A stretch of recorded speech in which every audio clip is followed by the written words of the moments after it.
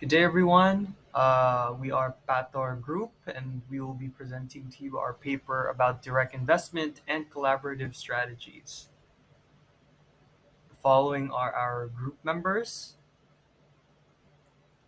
and these are our table of content or topics of which we will be presenting to you in our presentation today. Miles Hotel International. So for the growth in Spain, the first hotel that was established by Gabriel Escarri was in Majorca in 1956 while he was only 21 years old. Due to good timing as European incomes were increasing and more tourists arriving for vacations, he bought his first property and branding it as the first hotels, Mallorquines. He then later purchased 32 hotels from another hotel chain and merged with another chain as well, which added 45 more hotels to his name. And his main goal for the hotel is to target business travelers.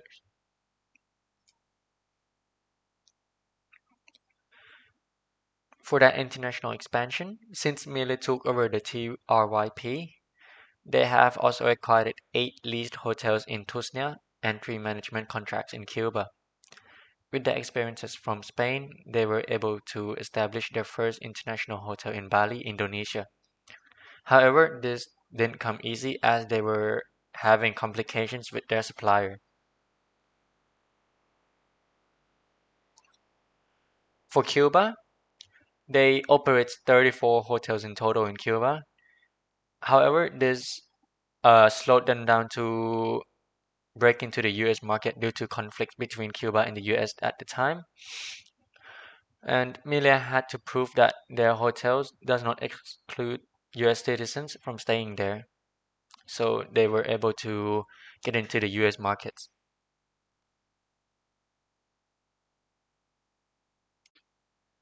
For China, Melia experienced a slow expansion in Asia. However, they still managed to sign a 10-year contract renewable for 10 more to manage the Grand Melia Shanghai. The entry was facilitated its relationship with Cubanacan, where they share an ownership of a hotel in Shanghai with another Chinese company.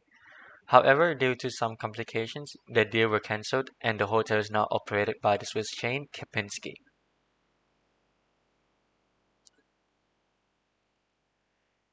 For their relationship with Wyndham, Millie agreed with Wyndham to expand in North America using Wyndham's market knowledge and developer connections.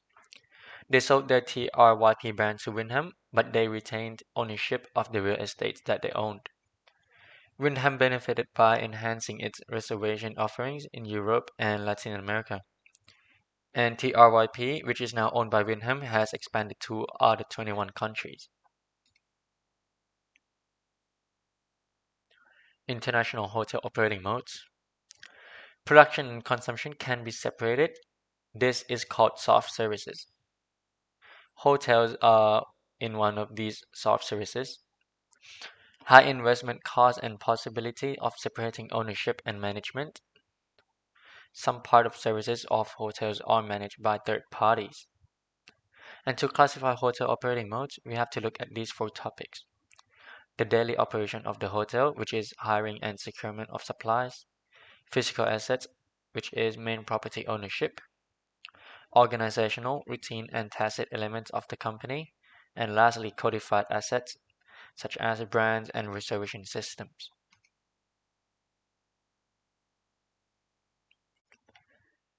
Operating modes can be combined. For example, for TRYP, Mille pays franchise fee to Wyndham in order to use its brand name and its reservation system. In partnering with other companies, it increases the chance of developing competitors since partners may gain access to critical resources. Mille's way to prevent this is to maintain control over the codified resources, such as brands and reservation system. The codified resources are tied closely to Mille's tacit resources because the values of the brand is dependent on the client's hotel experiences. Now, a competitor can easily copy physical resources if they have enough money, but it is harder to emulate human behavior, which is test its resources since it's based on the client's experiences.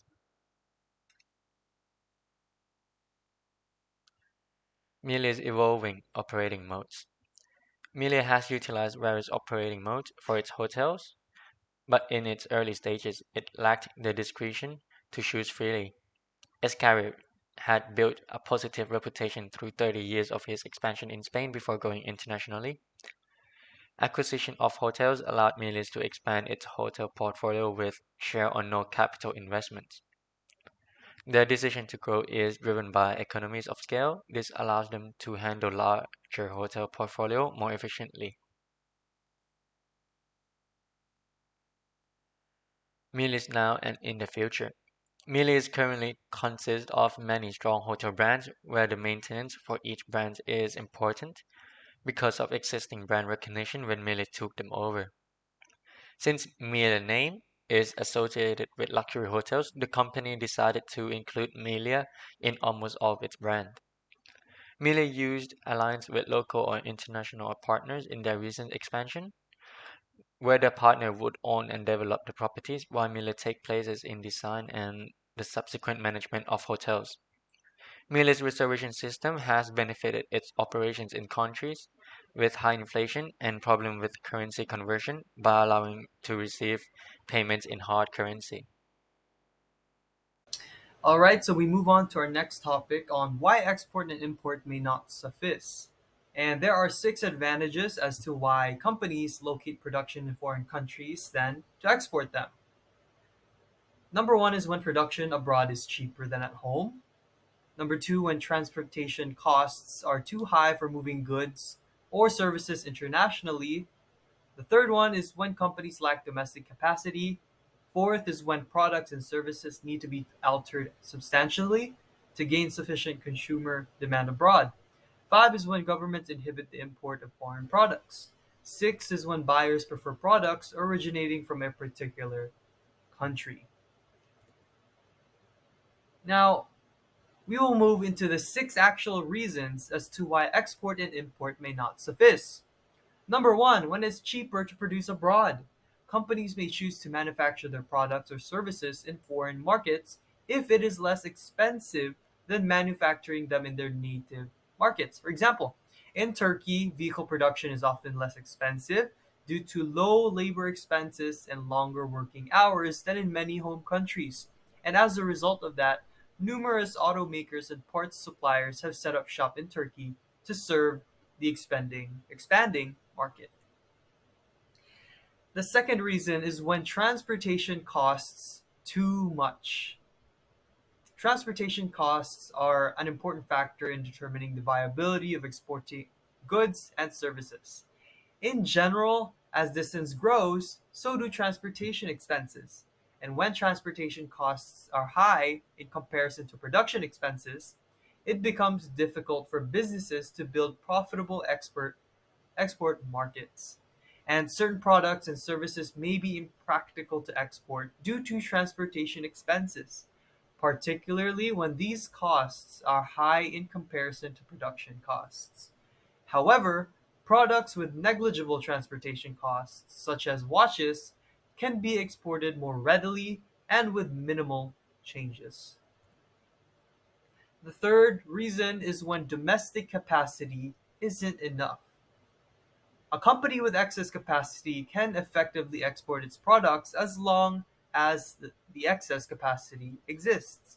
By selling abroad, the company can utilize more of its capacity, which leads to a decrease in the average cost of production per unit. And this cost decrease continues only as long as there is unused capacity. And there's an example of this by Volkswagen. Volkswagen is located its first plant to build the new Beetle in Mexico, which served global markets. When demand pushed the Mexican plant toward capacity, Volkswagen built a second plant in Europe to serve the markets there. This strategy allowed Volkswagen to free up Mexican capacity to serve nearby markets and reduce transportation costs for European sales. Fourth reason is when products and services need altering. When businesses must modify their products to fit the requirements of other customers, they frequently incur additional investments, such as extending production lines. Because of demand disparities, Whirlpool manufactures washing machines in both the United States and Europe.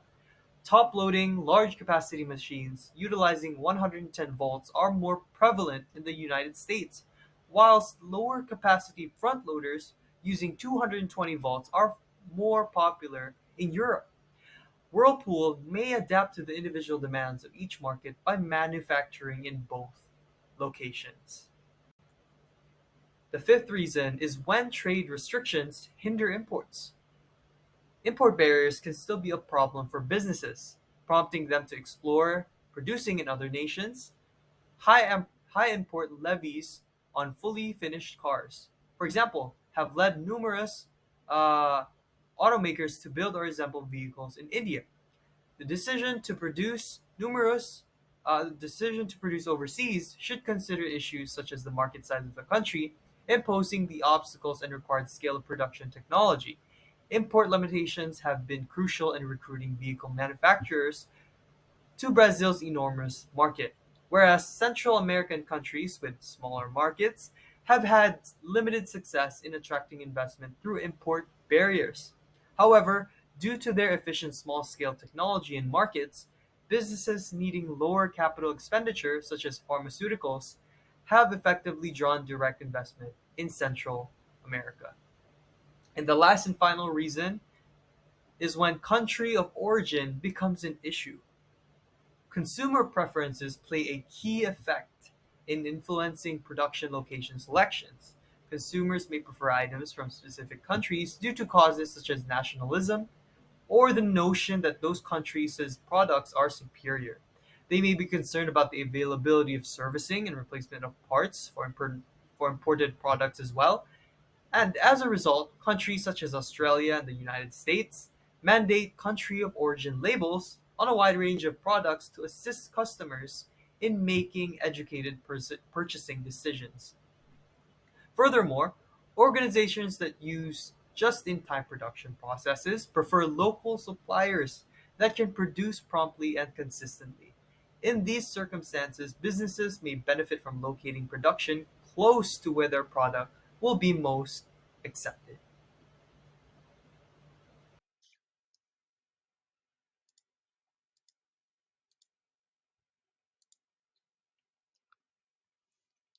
Okay, so for why and how companies make wholly owned FDI.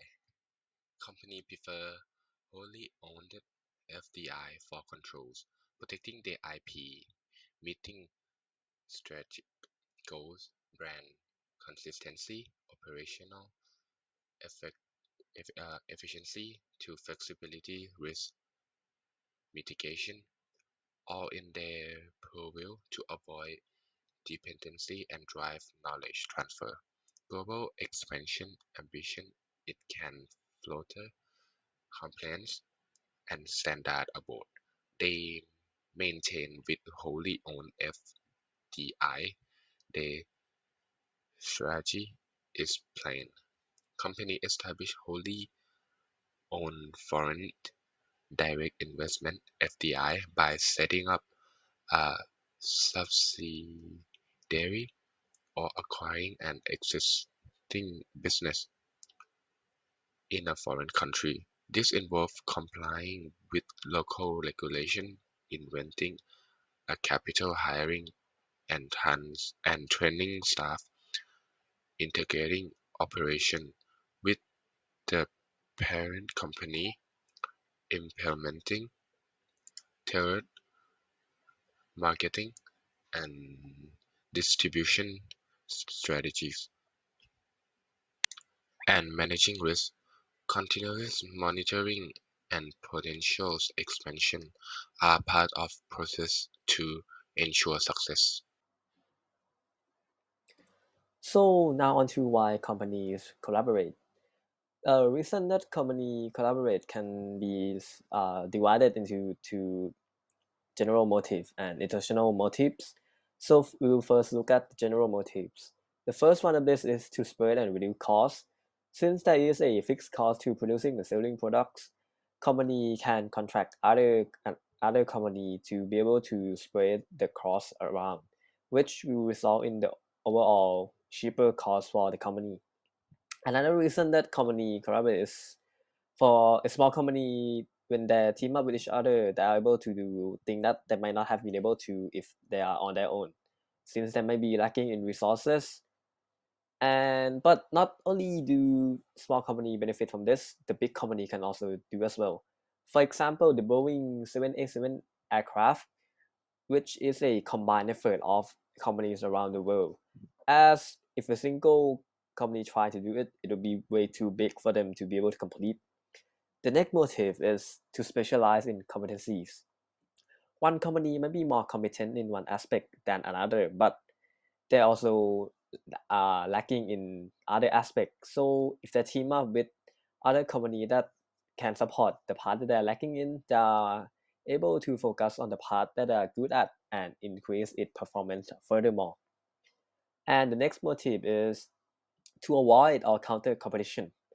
If a market is too small for a company, they might have to actually team up with each other, since company can combine their resources to stand against other competitor as well. Or they might simply just join up to increase everyone's profits, since they will not have to compete with each other. And the next motive is to secure vertical and horizontal links. Company might lack competencies or resources, so they will have to team up with each other to fill in the gap, and they are able to establish vertical links, which can save costs and supply and sale assurance. And for horizontal links, it could provide economic economies of scope in distribution, and they are also able to pool their resources together to gain a better manufacturing efficiencies. So on to the next motive is to gain knowledge. Company do this technique to gain knowledge in of other companies, such as the technique, technology, operating methods, home market, so that they will be able to use this knowledge to improve their own company. And now we are moving on to the international motives. So first of this is to gain location-specific access. For a barrier can be created by cultural, political, competitive, and economic difference for foreign company trying to enter a foreign country. For example, when Walmart, the supermarket store that is usually in the US, when they first tried to enter Japan, they actually like back off because the sale was really bad for them. But they eventually actually returned with when they partner up with a Japanese company, which they better understand the Japanese market more than Walmart did. And the next motive for this is to overcome governmental constraint. In most countries, there's usually a limit on foreign ownership, so company will collaborate with the local to be able to overlook their asset better, since they are also at risk of pirating. The asset can actually be pirated when it enter the country. And for the next motive is to diversify geographically. By collaborating, it offers a faster way of entering multiple markets because the collaborator will contribute part of the resources. And for the next motive is to minimize risk exposure. By collaborating with international companies, the political and economic risk can be lessened as the company can minimize their asset abroad. And as the other company will provide part of the assets, and local partner can also be effective at fighting back against governmental takeover of assets. And for the company that the assets are abroad, they are able to spread it across more countries, since the collaborator will provide some of it, and they are able to lessen the risk of getting adversity against it, since they have asset at multiple countries. So the chance of or the country facing a adversity against it is less likely to happen.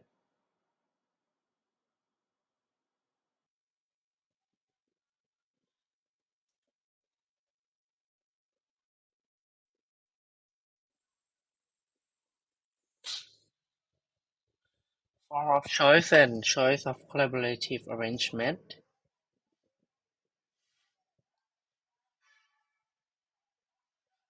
Some consideration in choosing a form. Trade-off and limitation. Foreign operating model involve varying level of resource commitment and location abroad. Choosing no ownership abroad, like licensing, reduce political risk but delay learning and profit.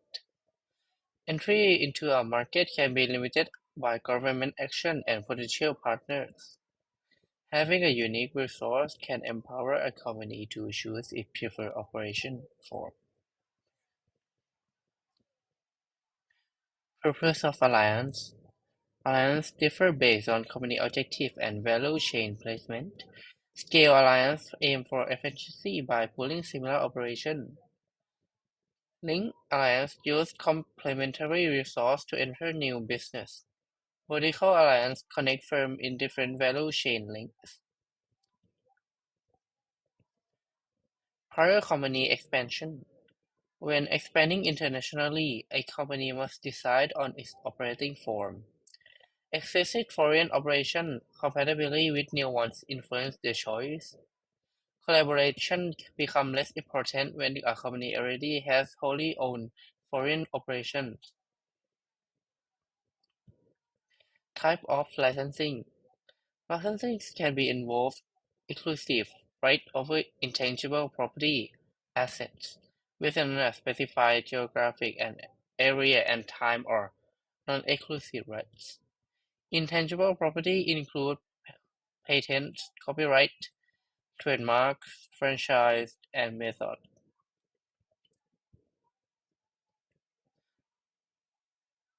Licensing. A major motive for licensing is companies may choose licensing with a product or process affect only part of their business for a limited time. Licensing allows license to produce and sell at low cost as quick startup. Payment consideration. The payment for a license varies based on size of the scale and assets value. High perceived potential sales increase the value to the license. Cross-licensing. This In this industry with frequent technological change, companies may engage in cross-license where they exchange technology or intangible property instead of competing directly. Valuing intangible assets. Valuing intangible assets need to negotiate. Companies often make front-end payment to cover costs. Transfer costs for assets like copyright or brand names are typically lower. Intangible assets can be licensed at various stages, from development to obsolescence. Early license can be facilitate simultaneous market entry. The willingness to pay for the new intangible assets may vary due to its perceived market value. Licensing to subsidiaries. Companies may license to their foreign-owned subsidiary due to legal separation, tax consideration, and compensation for contributors beyond capital and managerial resource. Financing. Nature of a franchising. Nature of franchising. Franchising are specialized form of licensing where parties act as independent partners. Franchise organization. A franchisor can work directly with individual franchisor board. The master franchise has the right to open outlets or develop sub-franchise, paying royalties to the master in franchise. Promotion and expansion. Franchisors traditionally relied on TV shows for expansion, but the internet now provides an additional platform in information exchange. Diversity in franchising. Franchising is often associated with US fast food operation, with it extend to various sectors and countries. For the last, operational consideration. Franchising success depends on standardization of product and service, effective promotion, and cost control. Adapting product and service to local supplies and customer preference can be challenging. The more adjustment made for the host customer's preference, the less franchisor need to provide potential franchise. So these are reasons why collaborative arrangements can be failed. Partnerships often face challenges when changing circumstances require renegotiation of objectives, responsibilities, ownership, performance criteria, or management structure.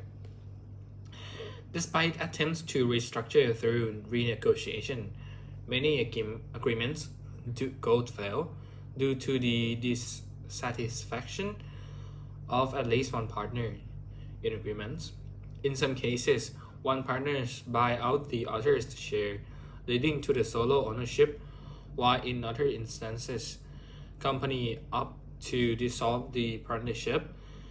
These challenges primarily stem from five key factors. Varying significance to partners is the first one. Conflicting goals is number two. Number three is issues related to control. Number four is disparities in contribution and benefits. And number five is cultural differences. So the first factors that can lead to fail is varying significance to partner, which is disparities in partner size can lead to unequal attention, with larger partners can blame on smaller ones for lack of involvement and more. The second one is divergent objectives, or they don't on the same page.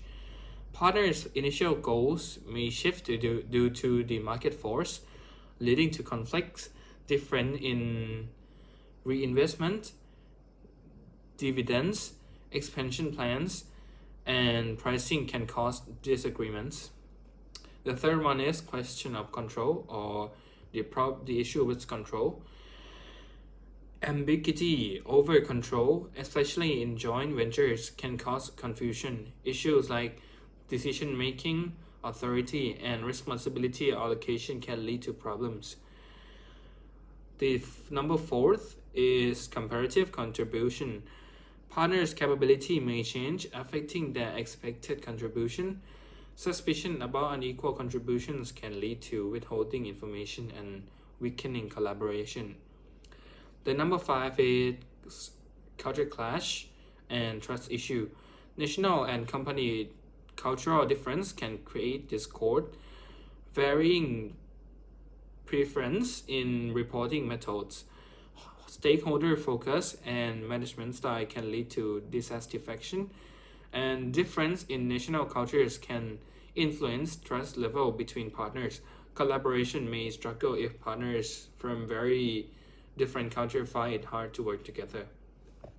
However, there are also ways to make collaborative arrangements successful. Ensuring the success of collaborative operation involve learning from failure and recognizing that there are indeed success stories. For instance, the long-standing partnership between Xerox from US and Rank from UK, with Xerox doing about oil, is a notable example, demonstrating a sustained performance over decades. This success extends to their joint venture in Japan and Fuji Photo, which has also proven to be prosperous to guarantee success when selecting and managing different operating forms. The following considerations are crucial, which is first one is adapting modes to control difference. Second is identifying and assessing suitable partners. Third one is negotiating agreements with attention to confidentiality. Number fourth is balancing control through contracts and trust. Fifth is continuous evaluation, and sixth is adapting internal organizational structures. So the first one, fitting modes to country or cultural differences. You can choose operating forms that align with country conditions and company capability. Evaluate country attractiveness and competitive strength to determine the preferred mode of entry. Second, finding and evaluating partners. Identify their potential through various channels and evaluate their resource, motivation, and compatibility. Consider partner track records in similar collaboration. Third, negotiating agreements. Address secrecy concerns, especially in technology transfer. Clear the definition, expectations, quality standards, and the assets use, and revenue division and the other key aspects in contracts. Fourth is controlling through contracts and trust. Develop the rapport and trust between partners why contracts are essential. Trust building actions and open communication are equally important in maintaining collaborative relationships, as same as the contracts. Evaluating the continuity is the number fifth. Regularly assess partners' performance, goal achievement, quality standards, and overall collaboration effectiveness. Modify agreements or terminate collaboration if necessary. And last one, adjusting within the internal organization, learn from past collaborations and apply knowledge to the new situation.